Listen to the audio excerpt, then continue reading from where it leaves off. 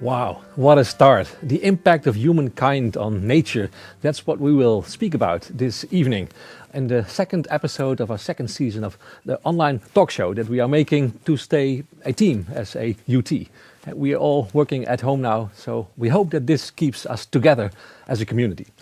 The impact of humans on nature, how to understand that. I think last year we had an evening where here we spoke about Latour. Latour's idea that actually the situation that we are in now is something like, you could say, a dress rehearsal for maybe something much worse to come. The environmental impact that we are experiencing is also big. So how can we deal with that? That's what we will speak about this evening. Wieteke in the studio. Willem, wonderful that you're here. We'll say much more about you later. You work at ITC, where you have a chair in ecosystem services. Yuri Engelhardt is online. He will join us later as an online guest. Also working at the ITC, one of the founders of Scientists for the Future. A team of engaged academics who want us to act better in interaction with nature. Now we have two short movies. Judith Imberg, who knows a lot about the energy usage of big data centers and actually the ways in which they can become more efficient.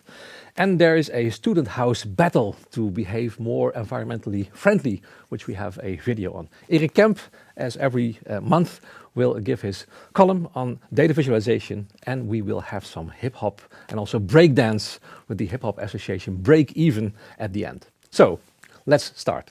Wieteke.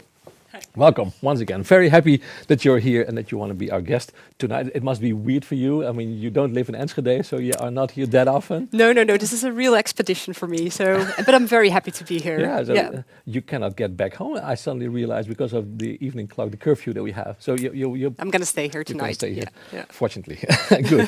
Can you explain us a little bit more about your chair, what you are doing at ITC? Yes, definitely. So today's topic actually is the impact of humans on nature.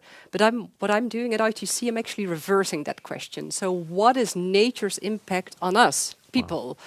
And to be able to answer that question, you need a way to measure that impact. And this is the way how I do it. I have a photo. And so here, this is a landscape. Good. So, and if like an ecologist would look at it and look at the nature on this landscape and describe, and the ecologist will describe nature in terms of number of species or ecological structure. But that's not what I'm doing. What I'm doing, I'm translating the nature we were just seeing on that picture in people's term. So looking at nature through the eyes of people, so people can see food, or people can see a natural air conditioner or a place to recreate. So all those different benefits, I call them ecosystem services, the name of my chair as well. So what I'm trying to do is, so actually there are around 20 of those ecosystem services that are defined. But they are not equally distributed over that landscape that we just saw. So if you look at this landscape and if you would make that translation, you would notice that some ecosystem services are differently distributed over that image. So if you have one patch with a tree that is inaccessible, that's not a place to go and recreate, but it is still capturing carbon and as such regulating our climate. So what I'm doing with my colleagues at ITC, and if we look at this landscape again, so what we're doing is we're using data. So we try to translate this and have combined all kinds of data layers. I think that's the next photo. Yes, here we go. Oh, wow. So where we can actually translate that landscape for those different benefits, those different ecosystem services, and as such, actually our impact on well-being.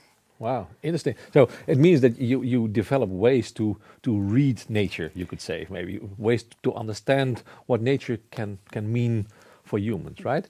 Yes, so that's what we're doing, and we're trying to capture indeed nature through the eyes of people. Yeah. But I mean, you often hear a lot of talk about something like the intrinsic value of nature, right? Yeah. And now you speak really about nature as services for humans. So it doesn't sound like very ecocentric, but more anthropocentric. It is definitely. It's an anthropocentric view on nature. That's correct.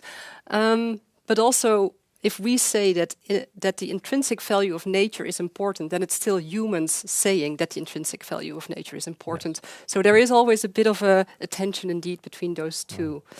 But so in order to understand how you can read nature, probably you need to understand both the nature but also the human beings for whom that nature is relevant. So are there also elements of anthropology in your work? Yes, indeed.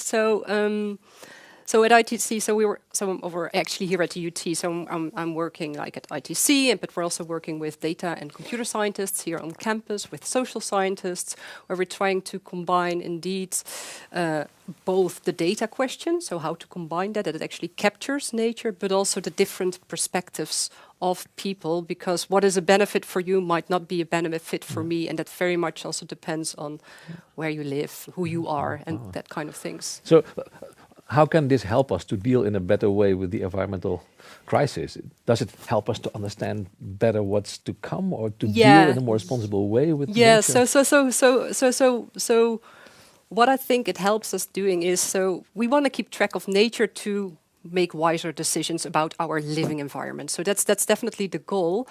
And we know that we are pretty good in deteriorating nature. So that's something that we know. But luckily, there's like thousands of initiatives all over the world where people try to do the opposite, where they actually are implementing measures that should benefit people and nature at the same time. And especially those initiatives, that is something that decision makers and scientists like myself are specifically interested in, to keep track of those actions where people try to do well. So does it work? Is it indeed, are those different layers, are they improving? And then how fast and where and to whom? But by doing that, by actually trying to keep track of these changes, you need to be able to make a comparison. And to make that comparison, you need a standardized information source. Because the changes are quite subtle and you need to capture that. And for that, we use satellite images. So there are special satellites focusing on doing like Earth observation, and they pass by a couple of times per month. Wow. And they take an image of where we are, but always in the same way, and that makes it very nice to keep track of those changes in these areas. Wow. So how can you then read the images from a satellite from very far away in terms of, well, the needs of human beings in a specific area and the ways in which the ecosystem can give them services? I mean, what are the indicators that you can use in an image to I can give you one example. I think I have an image, I took it with me here, this one. So this is we're looking now at Paramaribo, the capital of Suriname in South America. The area you should think about more or less the same size as Amsterdam.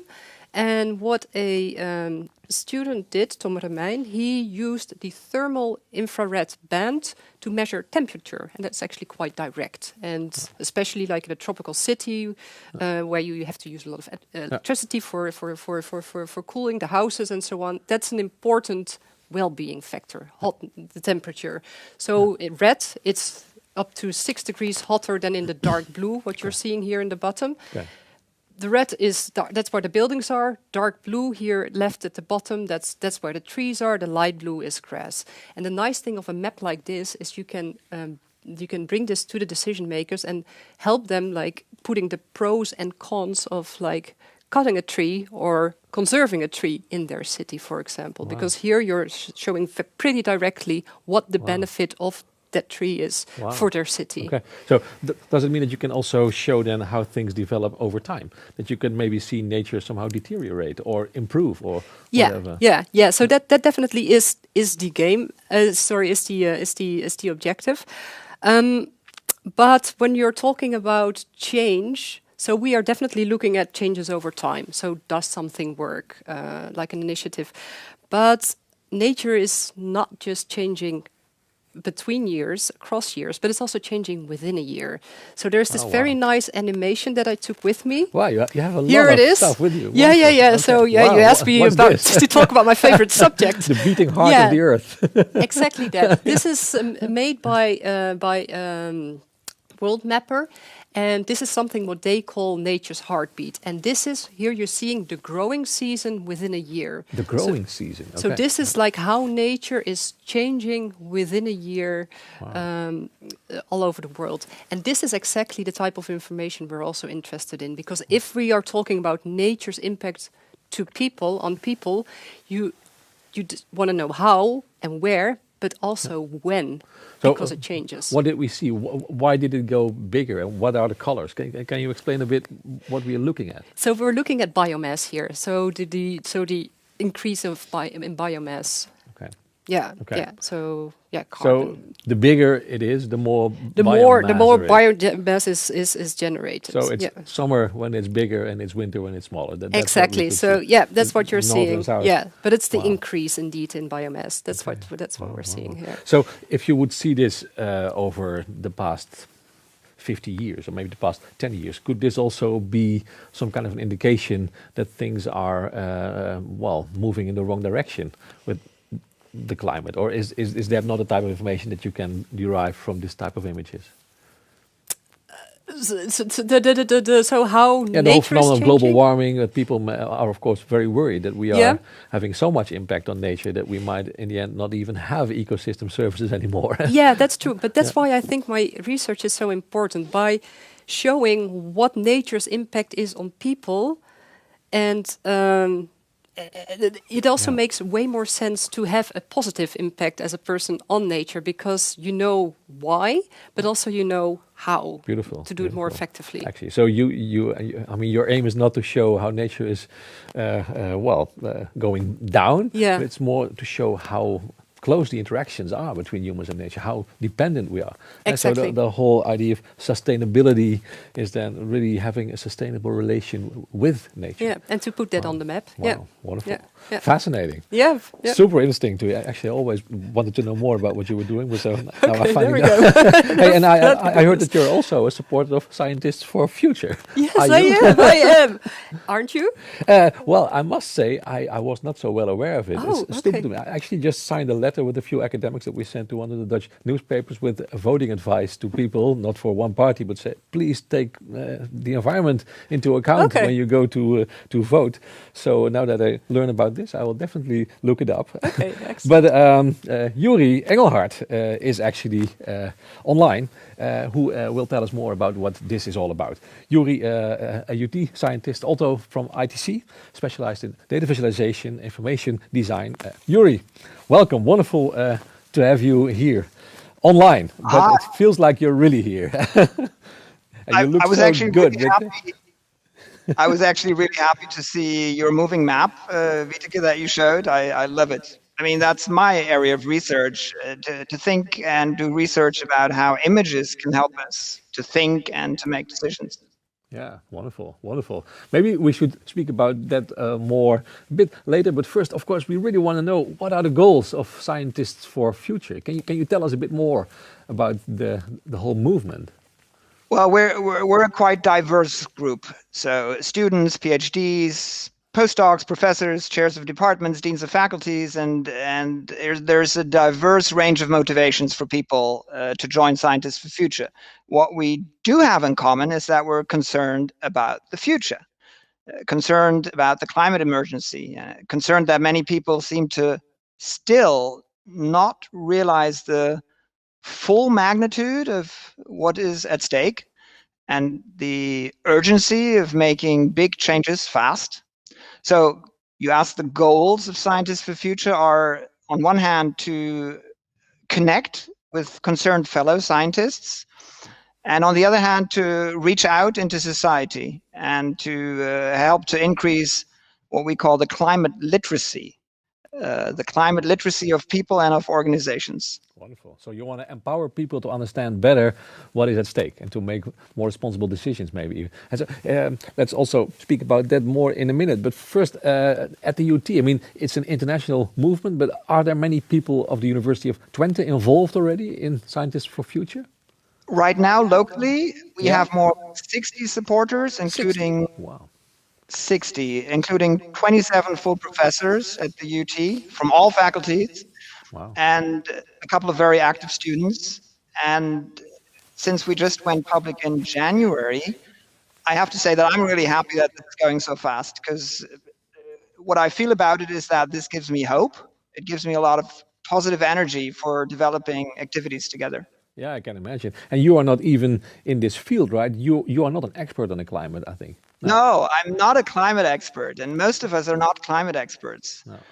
However, we do listen very carefully to those of us who are, such as Maarten van Aalst, also at ITC, who's coordinating lead author for the IPCC.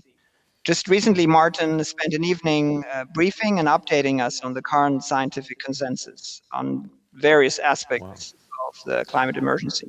Super, And, super. and Okay. I think it's actually good that people see that it's not only climate scientists who seem to want attention for their own field, but that scientists from all fields are worried about this. Yeah, that's indeed, I think, also very important for people who are watching to know that, of course, I mean, we all have our own expertise, but probably we all have an expertise that is somehow relevant to discussing these issues. So you don't only need to be a climate expert, right? So you said that you want to improve literacy, climate literacy. So does that mean that you want to help people to avoid misunderstandings, to deal with misinformation? How should I see this, that you help people? There's several parts to it. Regarding the misinformation that you mentioned, that is a very tricky issue, I find. Yeah. Dealing with misinformation and dealing with the so-called climate skeptics. It's good to be skeptical, right? It's good to ask critical questions before accepting a claim. That's what we do as scientists, right? That's our Exactly. core business. That's our core business. That's what we do as scientists. So an American sociologist, Robert Merton, said that ideally, the scientific method is organized skepticism. Yeah, exactly. And meanwhile, the so-called climate skeptics seem to accept all claims that go against the science in a very non-skeptical way. So I wonder, who's the skeptic here? Wow. And actually, the topic of skepticism was discussed in the last campus talks. You might remember Hans Hilgenkamp mentioned that doubt is part of science. Yeah. And Tom Feldkamp said that we have a responsibility to help people recognize the difference between opinions and between different levels of knowledge quality, Tom called it. So for me, becoming active with Scientists for Future is a way to actually take up that responsibility that Tom Feldkamp mentioned. Wow, wonderful. I can totally sympathize with that. But I mean, helping to avoid misinformation is one thing. But then, of course, if you also want to have a skeptical approach, or at least want to make room for that as an academic, how do you bring then also scientific facts to the people? Can you still do that? Can you say a bit about that? Yes, we're developing a range of different activities. There's actually, within the 7 weeks that we're now active, by now there's different activities basically every week. And amongst ourselves, we're organizing what we call the fireside chats, which are quite popular. Wow. Although currently, through the pandemic, they're online, unfortunately. And these fireside chats are informal conversations with other scientists on topics that are on our minds. But we see as our core business basically to reach out into society. So what we're doing there is we're making preparations for going to schools, preparations for public lectures, communication through media. We've given interviews and we're preparing more interaction with the media. And just to give one more example, right now we have a meeting planned with a group of scientists and the entire City Council of Enschede to brief the City Council about, let's say, a science-based approach to climate-related issues. Okay, and we're always looking for new people to become active and for possibilities of collaboration with existing initiatives. Yeah, super. I mean, that is what I wanted to ask. So if you become a supporter, then what does it entail for you if you work at the University of Twente? So that could mean that you give information to the City Council of Enschede, or that you give information to people in the country, people in neighborhoods, people with power, maybe. Is that how I should see it? So it's outreach for a social purpose.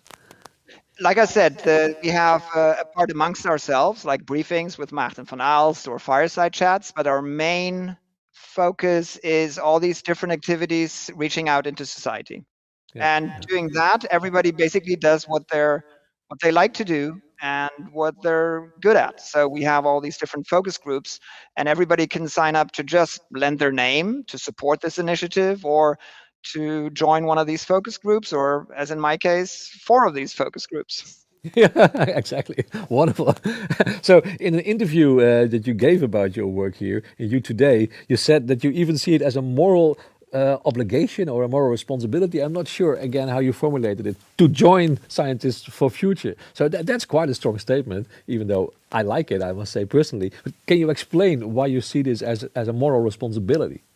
Yeah, I admit that that is a strong statement. A moral responsibility to do this. I believe that knowledge comes with many benefits.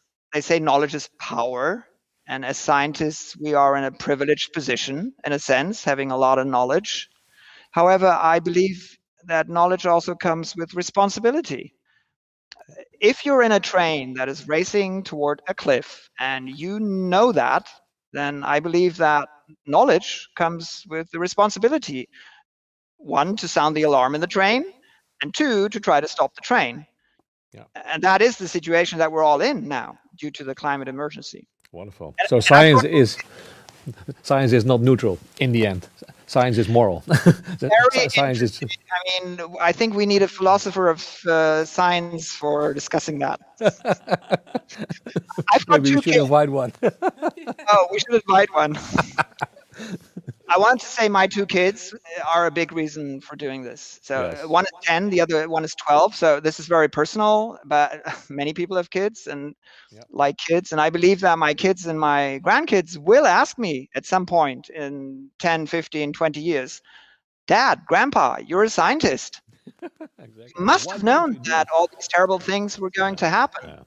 What Yeah. did you do to Yeah. stop this from happening? I totally understand. Really, do you also see it as a moral obligation to join Scientists for Future? Moral, I'm not sure, but definitely a rational way because you need to team up. And, Yeah. and this is definitely one of these initiatives where people join forces, and that's I think Yeah, wonderful. definitely important. Yeah, I can imagine. I can imagine. So, I mean, there is a link, of course, between your work and Yuri's, because Yuri's once said, infographics will save the planet. Data visualization can save the Earth. So, Yuri, can you explain that? Because it's a nice way to introduce the next item, actually, that we have in our show. Data visualization will save our planet. Yes, I guess I'm biased because I'm talking about my own field. At the time, I was co-authoring a paper in which we talked about 2 of my intellectual heroes, Otto and Marie Neurath. Neurath, the philosopher and political economist, Yes. and they used the power of pictorial statistics, pictorial charts, to educate people, the masses, about social inequalities. And in that paper, we also discussed Al Gore in his movie An Inconvenient Truth, where he was getting up on a scissor lift to elevate him to the very top of the CO2 emission chart. I really believe that visual communication can be very powerful. Yeah, I And think we've so too. prepared another nice example of a potentially powerful visual, which I'm wearing as a button, and Erik will show it to us. Thank you.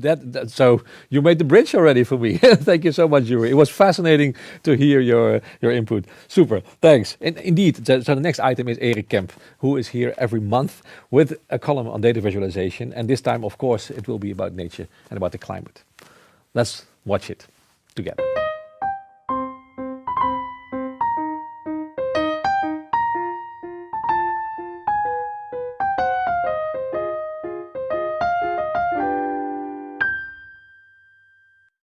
Hi! Today we'll be looking at the climate emergency that we're currently facing. We are not used to dealing with complex problems that span multiple generations, and data visualization can help us understand not only the complexity, but also the urgency of these problems. We will see 3 different charts, all based on the same data: the global average temperature of the past 150 years. This first one is made by Professor Ed Hawkins, a climate scientist from the University of Reading. It's animated, so let's press play. What we see is basically a line chart, but then going around in circles instead of moving along a horizontal axis. Each circle is a year, and each spike is a month. It shows the temperature increase since the Industrial Revolution, and it helps us grasp at which pace we are going towards 1.5 and 2 degrees of global warming. If you look closely, you can see that the global average temperature has already exceeded 1.5 degrees of warming at these spikes in February and March. There is an enormous body of science behind these kind of charts. What does this warming mean? Climate science tells us that the worst part of global warming is not a regular day being a bit hotter. We are crossing planetary boundaries, and extreme weather events such as heat waves, floods and storms will become even more extreme until we stop global warming. The second chart is actually this one that I'm wearing as a button, the so-called warming stripes. It shows colored vertical stripes for every year from 1850 to now, where the color is relative temperature. White is the average temperature between 1971 and 2000, blue is colder than that average, and red is hotter. What I like most about this chart is that Professor Hawkins omitted all details. It looks like a work of art. Before this pandemic, I used to wear this button to events, and more than once someone walked up to me and said something nice about the stripes. I really like it, because it's a conversation starter. That's so different from convincing someone by waving around with abstract numbers and complex charts. A visualization like this encourages people to think for themselves. And even more than just a chart, it has actually become the logo for scientists who are concerned about our future. Here you can see it as part of our local logo. This last chart is an adaptation of the warming stripes by Alexander Radke. Here you see a nice twist, which projects 4 possible paths into the future. When I saw this chart for the first time, I realized that all paths lead to further global warming. Scientists can explain that current CO2 levels will already lead to a temperature rise for multiple years, but that's sometimes too abstract for me. In this visualization, you immediately see that there is no scenario, no path where global warming quickly stops. But we also see that it's in our hands. The paths forward differ a lot. And to quote Hawkins, "The choices that we make now and over the coming decades will determine where we end up. So we do have control about what will happen next." During this pandemic, I chose to join Scientists for Future Twente. Will I see you there? Thank you, Erik. That was wonderful.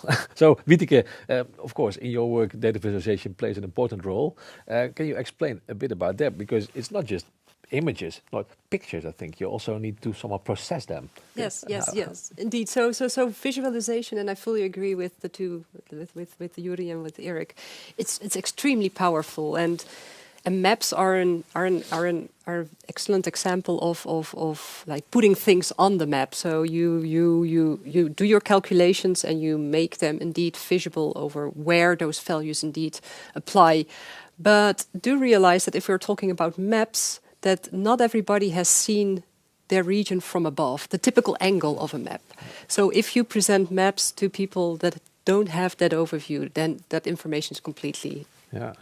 there's no value to it. So you have to help people to interpret the images, right? So there is part of your interpretation is already in what you give to people. Yeah, so they're talking about climate literacy, we're talking about map literacy. Yeah. So how to read a map or not, or think of different ways of representing an area, 3D maquettes, for instance.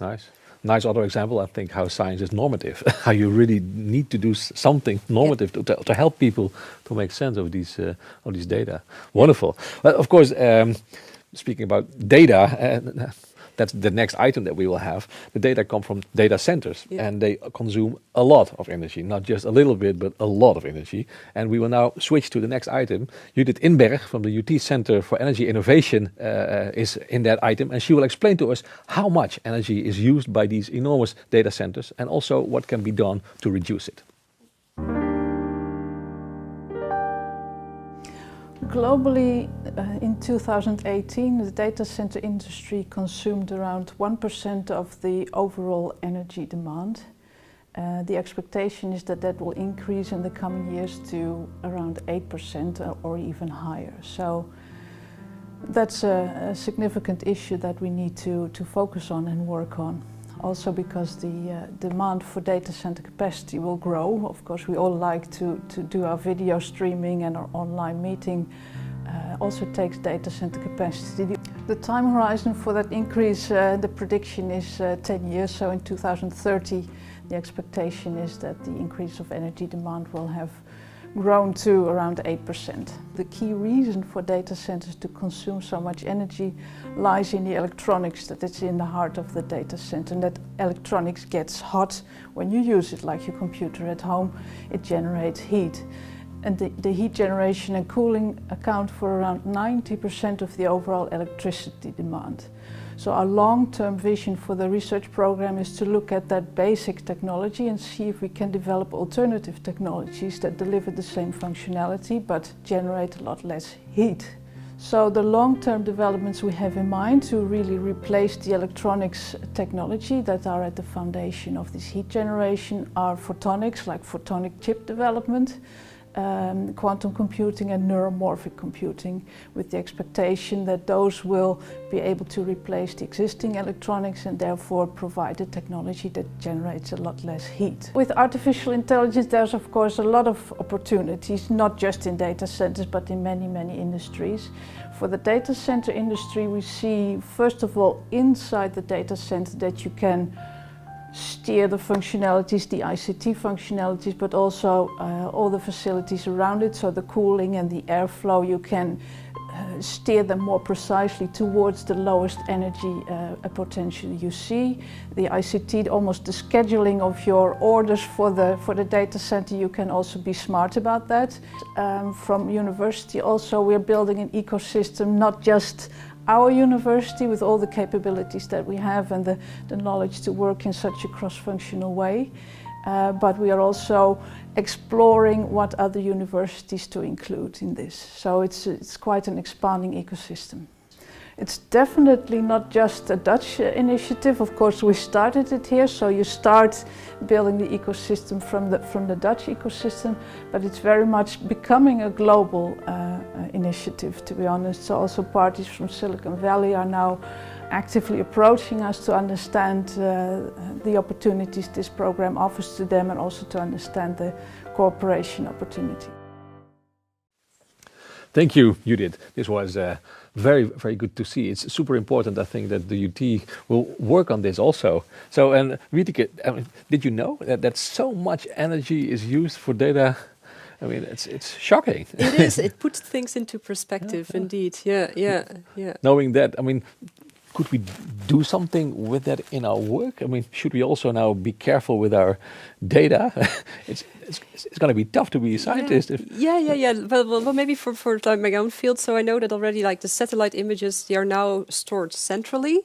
So people don't have to store it in their own machines, in their own cloud, and you can do your calculations from there. So maybe that's already like contributing a bit to that storage capacities or reducing it a bit. Yeah. Well, let's hope that indeed we will find a way to reduce the energy that it uses. Yep. Wonderful. Yep.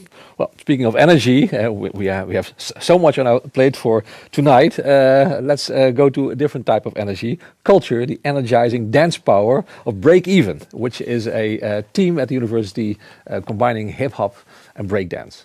Let's watch it. A front is forming on the west, carrying toxic clouds over the country.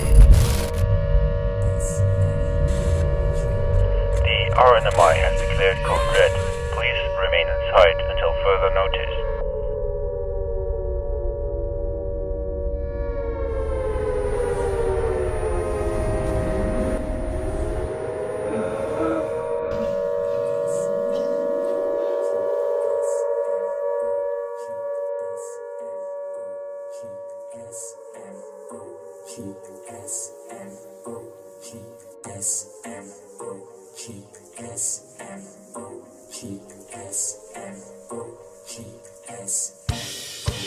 We got a free party cause there ain't nobody outside. Sunlight, give me sunlight. We got a UV party cause everybody's inside. Sunlight, give me sunlight. Smoke Smoke in the street, smoke in the park. Smoke blocks the sun so it never gets dark. It's dark all day and dark all night, and I can hardly breathe cause every plant has died. Right in the middle of a little lovely town. Listen, don't you love the sound? Engines, see the wheels go round. Smoke, that's what I'm talking about.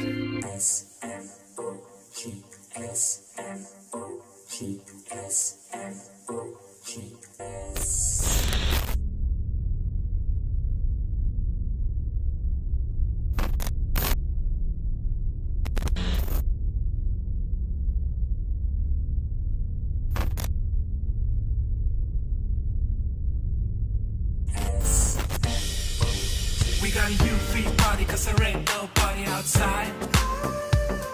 Sunlight, give me sunlight. We got a UV party cause everybody's inside. Sunlight, give me sunlight. No shade, shame on us. Let me throw shade on us. If we just accept this, what happens next is long-term effects, I guess. Shortness of breath, fast forward, emphysema, bronchitis, asthma. Smoke, ain't no laughing matter, so let's fix this shit together.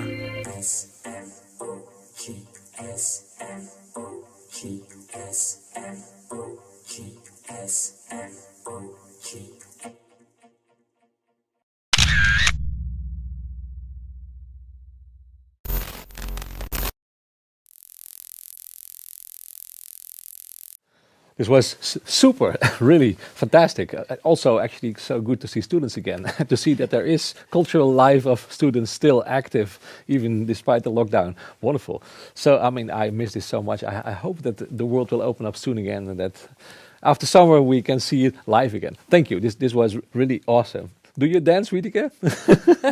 Not like this, not like this. We have an extremely talented community here. Yeah, wonderful. Fascinating. Super. Okay, well, now that we are in student life, let's have another item on student life, because of course students are also quite well aware of energy consumption, of the issues that are at stake at the moment regarding nature, the environment. So the Student Union and the Green Hub have organized the Eco Challenge, in which student houses are somehow asked to be as energy efficient as they can.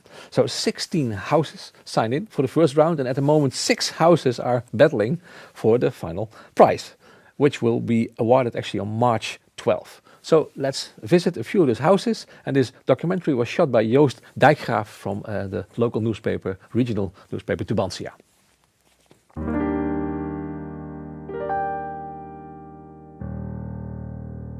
Ja, we staan hier met Iris in een echte typisch studentenhuis. Ja. Studenten en duurzaamheid, dat klinkt mij niet echt heel logisch in de oren. Nee, dat kan kloppen. Studenten zijn vaak zuinig op hun geld en wat minder zuinig op het milieu. Maar jullie doen het anders?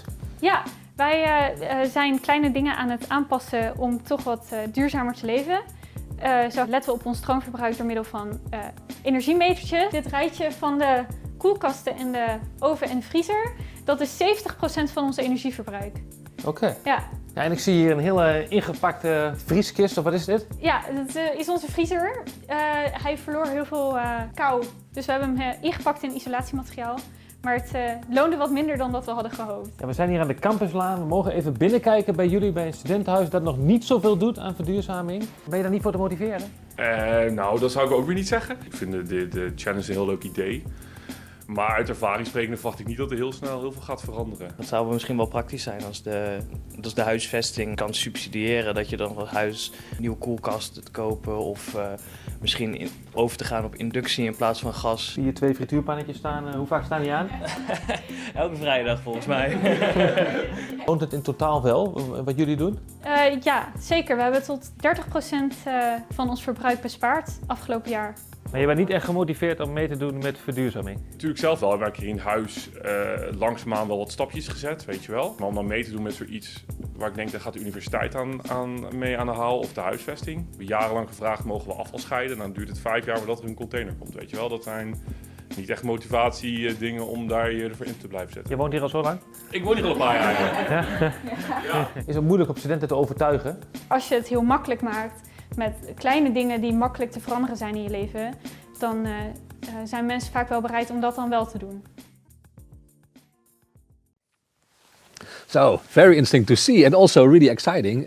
Who will win the prize? I hope you will let us know, and maybe you can also give us some advice on how to, well, pimp our own houses, maybe in a good way. So, super. Thank you so much. And I think this was the last item of our evening, in which we tried to explore many dimensions of the relations between humans and nature. How should we understand? How should we read nature? How can we optimize the relations between humans and nature, seeing how dependent we are on nature, and how can we deal with it in some kind of responsible way? So when Latour said that it was basically a dress rehearsal, I think what he meant to say was not that the worst is yet to come, as Schopenhauer would say it. I think what he meant to say was that we now have seen that in a crisis like this, we can do things that we thought that were impossible. We can indeed slow down the economy, make choices for the sake of humankind, and also maybe for the sake of nature, we could do the same. So I hope somehow this whole episode has empowered you and not made you only worried about the future, that it helped us to make the choices that we need to make, maybe even when we go to vote next week. So thank you, Wieteke, for being our guest. It was really nice to speak with you. Wonderful. Yuri is not online anymore, but thank you again, Yuri, for being with us. Thank you at home all for watching. It was wonderful to do this again, and we'll be back on March 30 with a new episode. See you then. Bye-bye.